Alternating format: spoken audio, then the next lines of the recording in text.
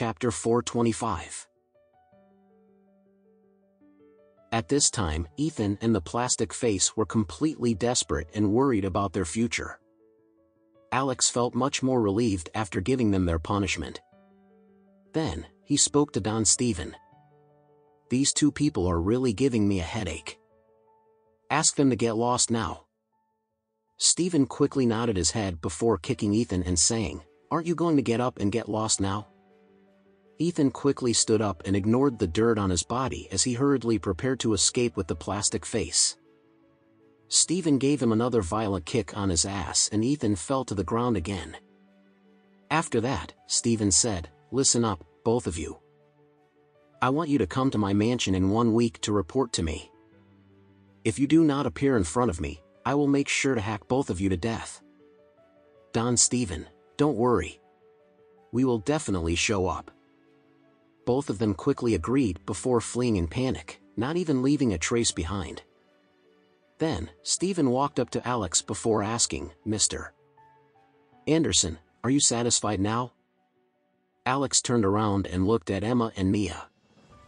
When he saw the strange expressions on their faces, he asked them immediately, "Wife, Mia, are both of you satisfied now?"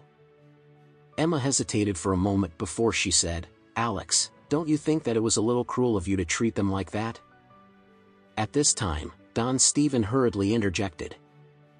"Mrs. Anderson, you don't know anything about that man. Ethan Joey is a bastard. He loves to bully those who are poorer than him all the time. I cannot even keep track of how many poor people he has already bullied in his life. What's most annoying is what he did last year. He drank too much during winter one night because he was in a bad mood, and when he saw a homeless tramp who was sleeping by the roadside, he walked up to him and attacked him, killing him in the process. All the bad things he has done is truly horrifying." Emma exclaimed in shock as soon as she heard Steven's words. "Is that man really such a horrible person?"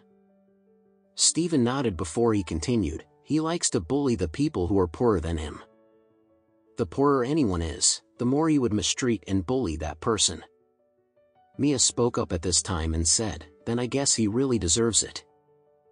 Who gave him the right to bully the poor? What a bastard." Steven hurriedly replied, "Miss Mia, you are right. It is only right for Mr. Anderson to give this kind of punishment to someone like him." Alex replied immediately, "Steven, stop praising me and putting me up on a pedestal already. You should go get busy with work now. I am going to go and enjoy the hot springs with my wife." Steven hurriedly pointed his finger at the manager of the hot spring resorts before he said, "Mr. Anderson, how do you want me to deal with this person, then? Should we just let him go or do you want me to engrave something on him too?" Alex replied lightly, "He is nothing more than a dog working for others. Ask him to leave his job immediately and I do not want him to show his face in Oris Hill ever again. If any of your men see him in Oris Hill in the future, please do not hesitate to chop him up at once." The manager, Mr. Hale, had been silent prior to this, but as soon as he heard Alex's instructions, he hurriedly shouted, "Don Steven, don't you dare mess around like this. You know that the Pinewood Resort is the property of Orem Grand. You should know that Chairman Smith will not let you off so easily." Mr. Hale felt that Steven thought that he was very awesome because he had the Adair family backing him up. However, he felt that he could count on Chairman Smith. After all, Chairman Smith was the spokesperson for the Anderson family, and the Anderson family was definitely stronger and more powerful compared to the Adair family. Steven sneered before replying, "All right, then. Why don't you call Chairman Smith and see if he will be able to protect you or not?" "All right." Mr. Hale heaved a sigh of relief before he took out his cell phone and called the chairman. The phone call was connected very quickly. Mr. Hale hurriedly said, "Chairman Smith, Don Steven is causing trouble here." He carved the words "pathetic jerk" on Ethan Joey's forehead with a knife and also broke Ethan's girlfriend's nose. Now, he is also trying to kick me out of Oris Hill and wants to forbid me from ever coming back again. Chairman Smith, you have to save me." Adam asked in surprise, "What is going on over there? Can you pass the phone over to Don Stevens so that I can speak to him personally?